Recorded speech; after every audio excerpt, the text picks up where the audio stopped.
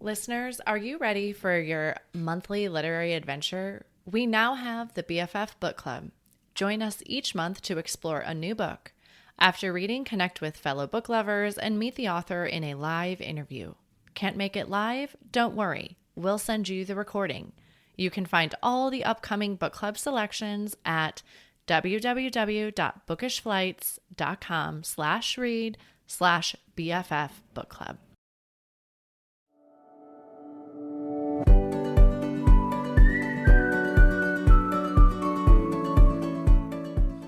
Hi, I'm Kara Infante, and this is Bookish Flights. In each episode, I chat with one bookish guest as we take some time to sample and savor the pairing recommendations from their bookish flight. We hope to give you suggestions to cultivate your TBR list and nurture your leisure time through books. Hey listeners, I have a great episode here for you today, but I wanted to come on and let you know that there is some more adult content in this episode. The books we are featuring today are a bit spicier than we have in the past, so I just wanted to give that disclaimer, but for now, let me turn it over to the interview with Elle Kaelee. In today's episode, I am chatting with Elle Kaelee. Elle has always been a student of storytelling, and her career over the years involved theater, photography, and obviously writing. She released Glass Wings, a dark urban fantasy, as initially a way of coping with the death of family members, but it turned into something much larger than that. A full trilogy that will have been fully released by the end of fall 2025.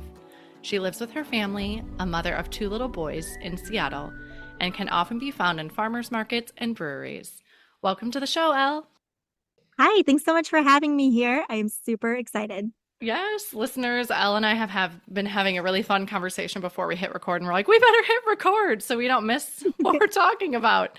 So, well, I feel like you're so much more than this bio. So why don't you tell us about who you are?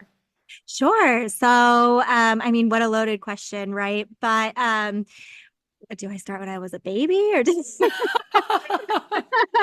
I'm just kidding a little bit. But essentially, I would say that I am just a very theatrical person. I went to school, like post high school, I went to get my BFA in musical theater. From there, I was always even doing like the extracurriculars in stage playwriting and in directing. So I really got more into behind the scenes of it, although I did still really love dancing and singing and being on stage. From there, I moved back home. I didn't live in that area and wrote a play and actually got it workshopped on a stage in my hometown. And then from there, I actually ended up doing a lot of traveling. I met my husband. He and I made the leap to move to Seattle, and I got really into photography. It was actually pretty a random start. It literally was like Craigslist ads for free photo shoots, and like I on my love way it. to one, I was like, I should go buy a camera. But that turned into a really large business, and I did that for about 10 years. And it ended up being really, really good because of my directing background. I was always very comfortable in like teaching people how to pose and, just like really understanding, how they were feeling like in the moment, how to get them to do specific things with their facial expressions and their lips specifically, which moved me into boudoir photography. And I Okay. became one of the main, if of I think at the time there were only 2 studios in Seattle Wow. that were like physical studios that weren't just like photographers in hotel rooms. So it was like a really big endeavor. We did close before COVID just for like I'm really like a jumping interests person, and so I just got really excited about something different. Yeah. And yeah, and so but I always say like everything was always like very encompassing around storytelling and creating, a picture of like some kind. There's so many like similes that we can do for that and comparisons, but uh everything in my life has always like encompassed bringing themes together and bringing people and feelings and emotions together and to express that through some medium. That is so interesting. I was giggling inside because when you were saying like to get people to do what they needed with their face, especially their lips, because I'm like I am the person that feels like I look so awkward in photos because I don't know what to do with them. Yeah. And all I did was I like kind of created my own little tricks, and it was very like, especially in boudoir photography, it's so like intimidating when you're like, I'm here to look sexy, right? It felt like, how can you not laugh? So like we did completely the opposite. Like I would put them in like an almost like stretchy, painful pose, and then I'd be like, hey, we're making this sound. Like just sit there and make this sound. And it was never like like you are in this empowering sexy moment. It's like this is a workout. Yeah. And then at the end the product was so great and everybody loved it, but yeah, it was just kind of everything that we had to pull together to get that and get people comfortable and not thinking too much about what we were doing. Yeah, I imagine though, and like you said, like creating the scenes and photography has a lot of that. And so I imagine that when you turn to writing that maybe that translated really well, right? Like you've spent so much time of your life either writing stage plays or you've been doing the photography and creating the scenes for your photos. And so I imagine that translated really well when you went to write your first novel. Yes, and I've actually used a couple of um, interactions that I've had like in my photography sessions. I've used like inspiration from that in my books for specific characters and things like that. So it really did all just, create a complete circle and bring like just one day I was like, I'm gonna write a book. And it sounds so silly, and like now like I'm almost done with the third one, but it just seems like such an impossible task when you're sitting down like in front of a 0 word count screen. Oh yeah. And so just being able to like really pull off of all those life experiences and put something together like that is really it's easy to diminish accomplishments, right? Oh So yeah. I have to remind myself that this was a big thing that I did. Absolutely. I had my friend, she was on episode 108 that just came out this week, and she is a friend here locally. And we met just at the park with her kids, and she had her book come out. And I was like, hey, like, right as we're getting closer, right? I knew she was going to come on the show, and we knew she was going to have an episode. And I was like, she was like, yeah, I'm kind of exactly what you want. I'm diminishing that I even wrote this book because I just think it's actually not going to happen. And so I like looked up the percentage, and it was less than 1%. It was even smaller than that, but I couldn't quote it here right now. But it was less than 1% of people ever write a book. And I was like, that means you have done something more than 99% of the people. Like, that's an incredible accomplishment. It is. And I've Yeah.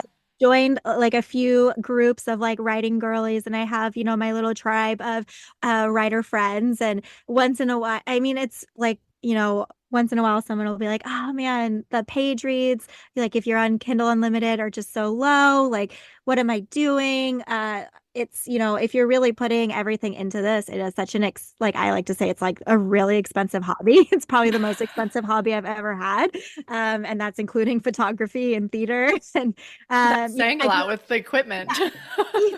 yeah. And it's like, oh, you just have to remember that, just to write, like it is free, and it's such a hard, like, it's such like a game of progression and small steps. And it is such like an accomplishment at the end of the day, because it's, how many people can just sit and say, for the next 6 months, I'm going to sit down every day and write this much and not go back and look at it and delete it and then start over. Because I Yeah. think that's what most people get in this cycle of. Yeah. Well, congratulations. So, for the listeners that might not have read Glass Wings yet, can you tell us about it? I can. So Glass Wings is a dark urban fantasy, and it is around the main character Hadley, who has just she lost her mom when she was a late teenager, and found herself kind of supporting herself and like another kind of castaway friend. Um, she couldn't afford rent or anything like that. So she decided to go into prostitution. This was before the days of OnlyFans. So this is set in like the early 2000s. And then from there, she basically gets kidnapped by a by a billionaire who has hired her, but has the reason is because she is actually one of and it's called an original species called Canary. They're kind of like demigods. And she finds out that Okay. she's one of these as she's locked in a closet and like wings are spreading out of her back for the first time. And then it's kind of this angels versus demons war from there. Oh, wow. That sounds really cool. It, it's got 5 points of view and everyone's already got their favorite characters. So it all really comes together. And I like the multiple points of view because of how I said earlier, like all these random things about my own life, such different perspectives from me as a photographer, from me as a director, coming together, and like all of these different points of views, these different types of stories, these different characters coming together to create one story, I think is so special. Absolutely. So we're recording listeners here in mid-October. So you have book one out, and I know you've said you're almost done with book three. So when is book two set to come out? Yeah, I just said the release date a few weeks ago. We're December 27th. Okay. It's actually just going through its final proofread, but other than that, it's ready to go. ARC copies get sent out here in a few short weeks. Okay. So listeners, that will also be out by the time you're listening to this episode. What's the title on that one so they can look for it as well? Awesome. It's Burning Glass. Okay. Perfect. So, listeners, if you're listening and you're like, gosh, I really loved Glass Wings, and you're like, I don't want to have to wait for the next one, you're already going to be able to read book two because it will, by the time the air date of the episode, you'll be ready for book two as well. Well, what have you learned about yourself through writing this novel? I've learned that I can be patient and I can persevere. So, even if I'm having a really bad day, I have a lot of, really bad mental health days, as I think most Americans do, most American mothers do. Um, I learned that even though I might not be in the mood for sitting down and writing, it's not what I want to do right now. It doesn't sound fun. I can sit down, I can make myself do it. And it feels really similar to like a workout. Like you don't want to do it, but you'll never do a workout that you regret. So Yeah. even at the end of that writing session, I do feel better. I feel more accomplished. I'm closer to a goal.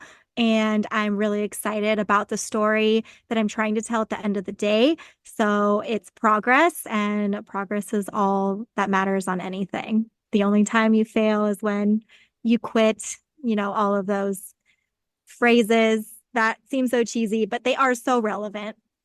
And I think that's so true of mental health, right? Is like sometimes we just have to pull ourselves up and be like, I'm going to take the next step forward. And right, like just sitting down at that writing session that you didn't want to do and you feel better after. You're like, okay, yep, I took that step forward. And then you can like kind of hang your hat a little bit on that one step. Right. And it is honestly just such a good outlet as well. Like, honestly, I should only write on my bad mental health days because I do typically write a darker fantasy, like filled with trigger warnings to the brim. So, probably the worse my mood is, the darker my content is going to be. Or I guess it's not content, the darker my writing is going to be. But yeah, that was a run on sentence. There was no period. No, that's all right. I'm glad you brought up trigger warnings because I don't think it's something that we've discussed on the show before. So if for a listener that's maybe like, oh, I've never heard of trigger warnings before, could you just tell us kind of what they are and then that way, and then maybe where they can find yours so they can look that up for themselves? Sure. So my trigger warnings are actually right on the first page of the book. Okay.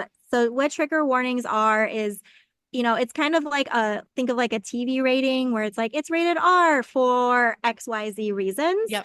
A trigger warning is probably like a little bit more of an in-depth look into that. So like I have a trigger warning that is fertility issues. So if somebody comes into the book and they're going to, know that that's going to hit them really hard and that's not something that they want to explore, they can put that down. I'm not going to cause any more mental harm to them.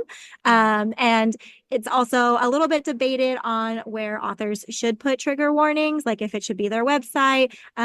There used to be, I don't know if this is still current, used to be like a little bit of Amazon drama where if you put the trigger warnings like right on the Amazon page, Amazon would flag you for having like too explicit like wording or content on your sale. So it's kind of hard. And then other people feel like trigger warnings in the beginning of the book are spoilers. So it just really depends on who the author is and what they think, they want to do. I just put mine on the first page because I would rather not have somebody read the book and hate it because of this one specific scene that like they could have just avoided if they knew up front. Yeah. Yeah. I think of them as like not being blindsided by some tougher topics, right? Like, okay, I'm well aware that this is going to be covered in this book. Right. And then I'm making the choice to either still read it or not. Exactly. Yeah. And I think nowadays, like you bring up a great point about like movies or TV shows, right? Like it'll flick up on the top left of the screen, right? And say what you're going to find in there and why that rating is that way. And I think when we were younger, we didn't have that. And so like to trigger warnings, I just didn't know, again, some listeners might not, we haven't talked about it on the show yet. So I was like, well, let's give them a little behind the scenes of what trigger warnings are. So in case you haven't heard that term before. So thank you for doing that. My pleasure. So what do you hope that readers will think about, or what themes do you hope they'll pick up on Glass Wings? I think Glass Wings is ultimately a story about self-discovery, it's a full trilogy, right? So, I mean, full disclaimer, book one ends on a crazy cliffhanger. But book two will be ready. Yes. But as a whole, the entire trilogy will be really based around, just because trauma has happened to you, it doesn't define who you are. It doesn't limit you as your, they've got magical powers because it's fantasy. But so like in this example, like it doesn't limit your magic. And you can learn to be strong. You can forgive yourself for any blame that you yourself like express during this trauma. A lot of trauma survivors blame themselves for whatever reason. So ultimately, that's kind of the entire theme of the trilogy. And I think that I would like readers to pick up that it's more than just, some sexy scenes with some bites and some cool magical powers like that. That's all just kind of some cherries on the whipped cream there. Yeah. Yeah. I think that's a really beautiful concept, right? Of that our life experiences don't have to define us and we can always be changing. Yes. And if once you see what Hadley goes through, if she can do it, I think we can all do it. Yeah. Is there a book that you've read in your life that you thought, you know what, I want to be a writer? Oh yeah, I mean, so maybe cliche, but Harry Potter. Yeah, I was in third grade when I really got into writing. You'll actually see it on my Glass Wings dedication page. I dedicate it to my third grade version of myself. And I started writing stories about fairies on the back of my math worksheets. And one day I turned it in and my teacher encouraged me. He said, you should, work on this a lot more. And so even though it was not something I was ever pursuing, it's like, I'm going to be a writer. I wrote a lot in my youth. And that definitely started after I got grounded. And the only thing I was allowed to do when I was grounded was to do homework or read. I had a mom from the Soviet Union, so she was very strict when I was misbehaving. And one day I came home, she slapped down the third Harry Potter book and said, "Here, I got a new book for your reading." So I read the third book first, and it was honestly probably the first time I've read a book where I couldn't put it down. I'd never thought of reading in that way to where it was pure entertainment. And I was not so stressed out to be grounded after that, as long as I kept getting new ones. And then, of course, the magic of going to those midnight releases, Yeah. that's just all stuff that like doesn't even exist anymore. So I know that Harry Potter is a little bit of a controversial thing right now, but that definitely, I think, inspired so many people, so many children Yeah. to do different things and go down different paths. Absolutely. The whole time you were telling that story, I know as much as we hated grounding, right? Like being grounded, but I'm like, I wish someone would ground me today and hand me a book and be like, you can only go read in your room. I know. Oh my gosh. Maybe I could get grounded from being a mom. Like that sounds like the perfect solution. Mom?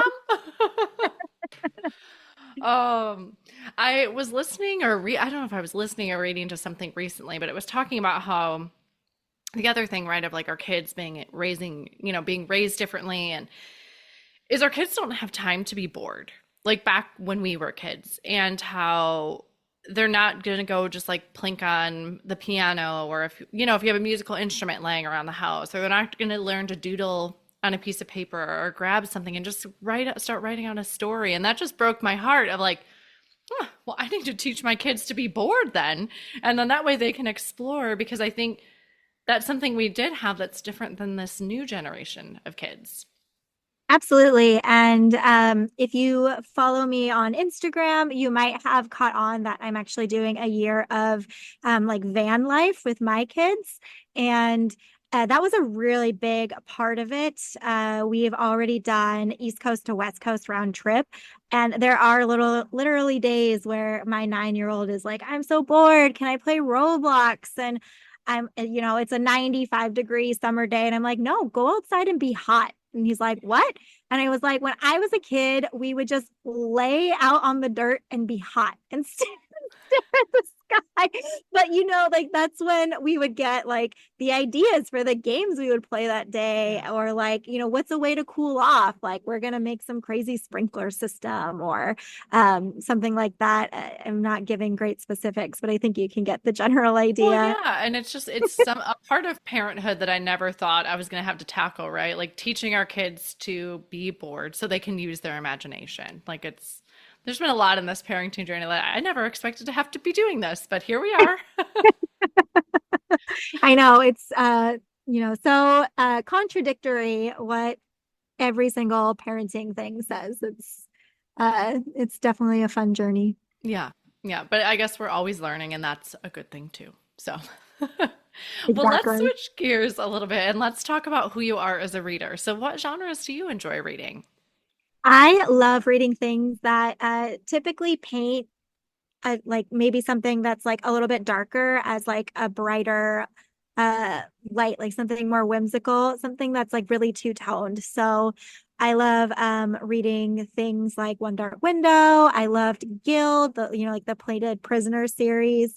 Just anything that I think you could compare it to like that White Rose, but it's dripping in blood. So, almost any vampire book. Yeah. It's, I think, just like there's so much beauty in that like underlying hurt. Yeah. I don't know if that makes me sound a little bit crazy, but No, I think we all have our own, right? We all have what we gravitate towards. And I love how you describe it as like that two-tone, right? Like it has both ends of the spectrum within the book. yeah. And then I just want to clarify really quick. I do not make my child sit out in like 95-degree heat for like long periods of time. He's not like sitting out there like dying of heat exhaustion or anything. It just was an example. Oh yeah, no, we Okay. get what you meant. Or like we drank from a hose as a kid, right? I mean, Yeah. like we get it. Yeah. Yeah. I was like, I could just see like the Instagram mob coming after me for that. So I just Yeah, wanted to no, all clarify. good. Well, how in your van life do you read with a Kindle? Do you do audiobooks? I imagine you don't have a whole bookcase of books in your van. So tell us about this. That's true. So I have a Kindle and I also do audiobooks. I have not been a huge physical book collector probably since my 20s. Okay. And that's just because I've done a lot of travel. We've moved a lot. I've lived in multiple different states. My husband and I are just always trying to do the flavor of the month. We just get inspired a lot and chase after a lot of different goals that bring us into different directions and different places. So it just hasn't been like a good like sit down one place. I do have a small book collection. We do have a townhome in Seattle that it my collection does exist in, but definitely on the road. I do not carry any physical books with me except for my own book. And that's really just so I can post on social media with it. Yeah.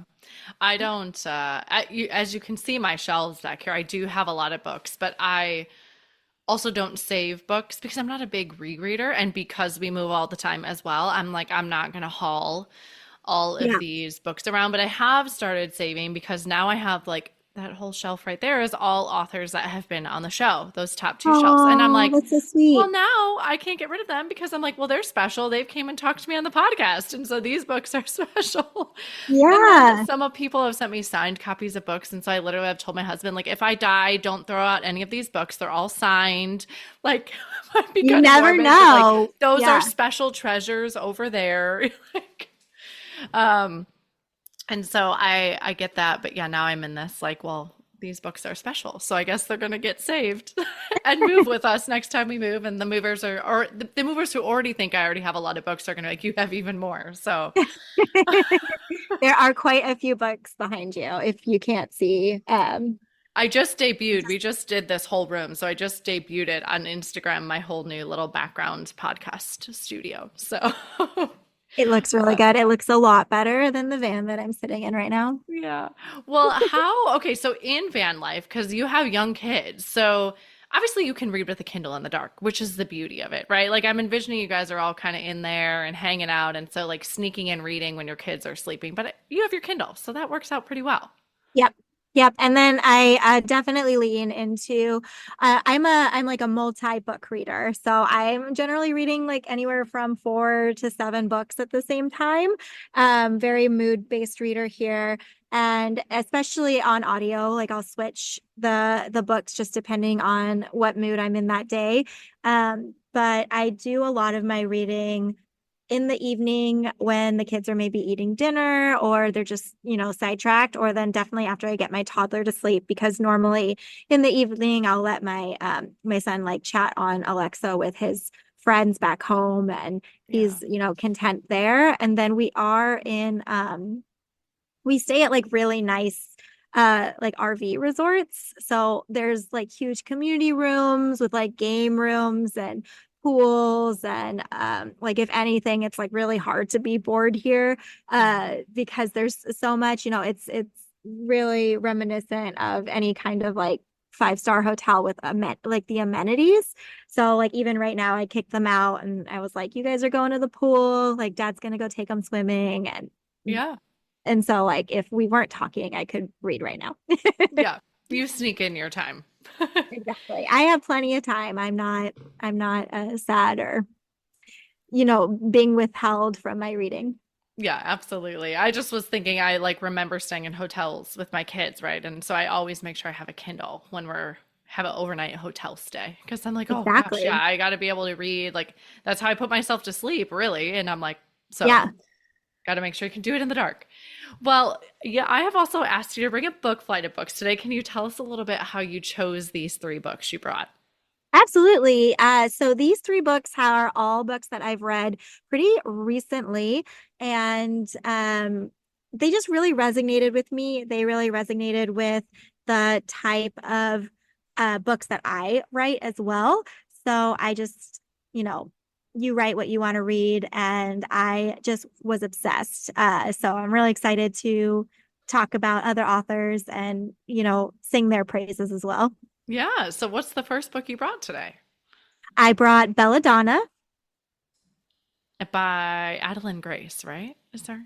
That's right. Okay. All right. Can you tell us a little bit about it? Yeah, so this is a more of like a gothic romantasy. The main character Signa is basically an orphan that has a inheritance from a very, from her parents passing when she was a child. So she's kind of being passed around as a child to other caretakers who want her for like the allowance. However, everybody around her kind of mysteriously dies.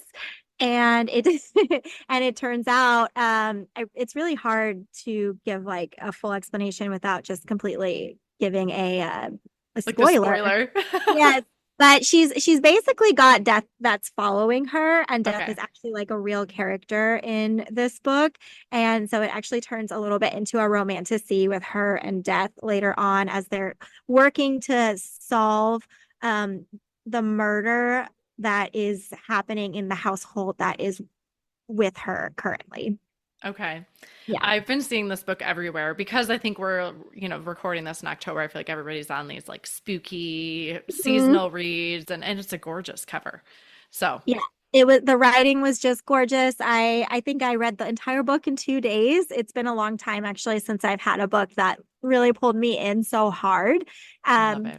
I don't know if I would categorize it as spooky, but it, obviously has like those gothic, dark romantic themes with death, like kind of grim reaper and things like that. But I don't think there was any like horror in it. Okay.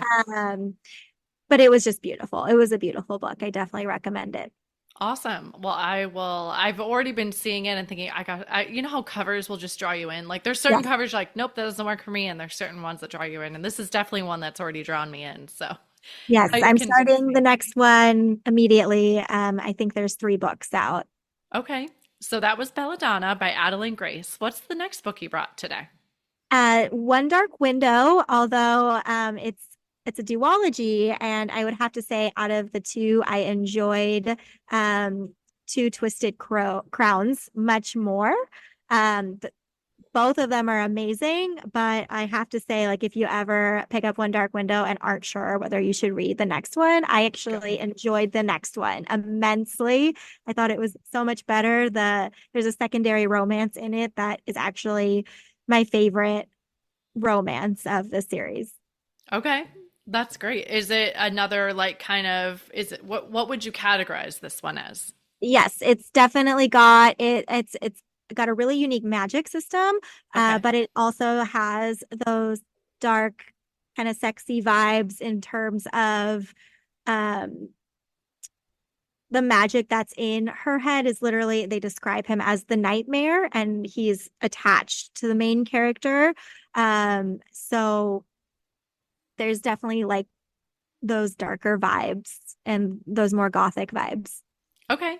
Awesome. So One Dark Window, Two Twisted Crowns duology, and that's by Rachel Gillig. And then what's the last book you brought today? I also brought When the Moon Hatched by Sarah Parker. Okay. And this book was, I'm sure if anybody's ever held it, they know that it is a very, very fat book. I read it on my Kindle, and then when I saw it in the store, I was like, oh my gosh, what is this? Way less intimidating on the Kindle, but Yeah. it is a high fantasy, so it's different than like Belladonna, which is definitely an urban fantasy because it's set in the real world. So it has its own glossary that's taking you through like the different terms that are used in the book. Right in the front, there's a map. So there's significant world building in it, but it does have your. It seems like this is like more popular these days, like that badass female assassin main character. So the book revolves around one of those, Okay. and she's basically figuring out who she is throughout this book and the journey around that. And in their world, there's dragons. When they die, they go up and turn into a moon. Oh, cool. Okay. And I'm really simplifying that. It's not that simple in the book, but just to kind of give you a taste of the kind of world building that you can expect. Yeah. And I feel like anything that has world building, you're going to get an extra chunk to the book for sure. Yes, yes. I think, but I think it starts out really strong, and you're really pulled in, and I think it's done really well. It's almost melodic the way that the sentences are written, and I could see somebody doing like, live poetry reading and reading some excerpts from this book, and it would just sound like it belonged there. Yeah. I have definitely been looking for a book that's been kind of darker. Again, like back to being seasonal. I'm like, okay, I feel like I'm like flicking around trying to find a good one. And oh, I might have to pick this one up. And I feel like I don't read fantasy all the time because, well, especially like this one, right? With a lot of world building because it does take time, right? And you got to pay attention. And so I like will sprinkle them in, but I feel like I'm kind of reaching that point of like, yeah, I'm ready for another fantasy, like with some world building and take me on a Yeah. journey. It's a pretty epic journey, and there's a lot of small details and Easter eggs. So just go into it knowing that like every sentence is there for a reason. Okay. Awesome. So that was When the Moon Hatched by Sarah Parker. Thank you so much for bringing those books today. How I love to end our show is with our bonus pairings, which are just a speed round of questions so you can answer these really quick. Are you a rereader? Yes, but it has to be very special. Okay. And I'm probably more of a scene rereader. So I'm looking for specific scenes that are really catching me and what mood I'm in. Okay. And then what that sounds like right on point for you. From what I've learned about you in this little bit of time together. Yeah, yeah. No, I can't tell you how many times I've picked up the second book in the ACOTAR series, and if I'm having like a particularly like sad day, I like reading specific scenes from that book. So definitely just those little pieces. I'm Yeah. a rereader. Awesome. Well, what is one book you've read that has changed your life? Ooh, that's a great question. Maybe You Should Talk to Someone by Lori. I'm gonna mess up her last name pronunciation. Gottlieb. Yep. Gottlieb. Okay, by Lori Gottlieb.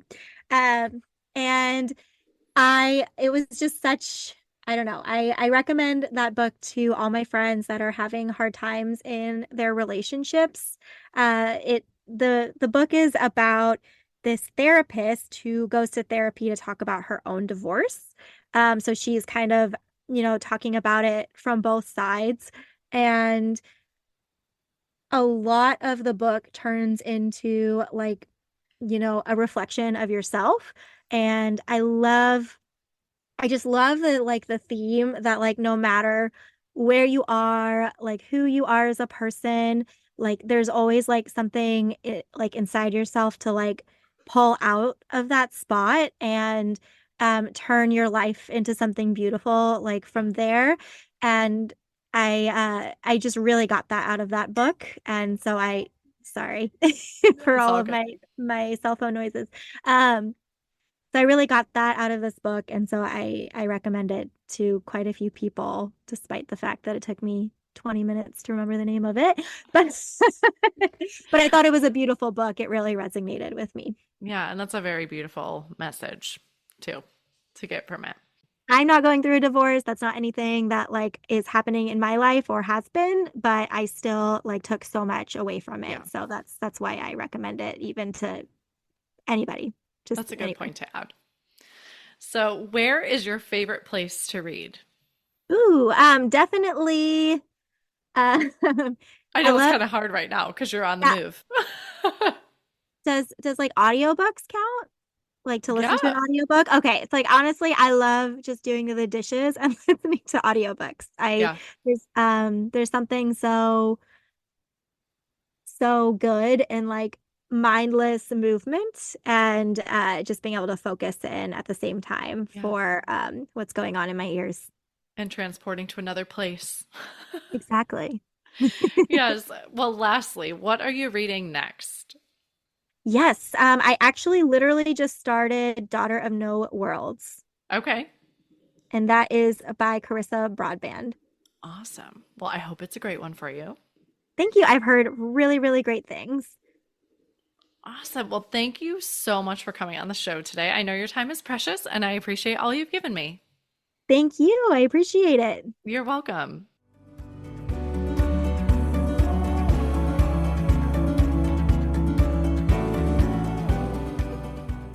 Thank you so much for listening to this episode today with Elle Kaelee and her book flight of some of her favorite books that are similar to the Glass Wings trilogy. We'd love to hear what other books you'd pair with this book flight at bookishflights.com. That is also where you can find more information about today's book flight or other books that we talked about. Make sure you are subscribed on Apple Podcasts or Spotify to make sure you will not miss an episode. That's it for today. Thank you so much for listening. As Emma Thompson said, I think books are like people in the sense that they'll turn up in your life when you most need them. Cheers to you, dear readers. Until next time.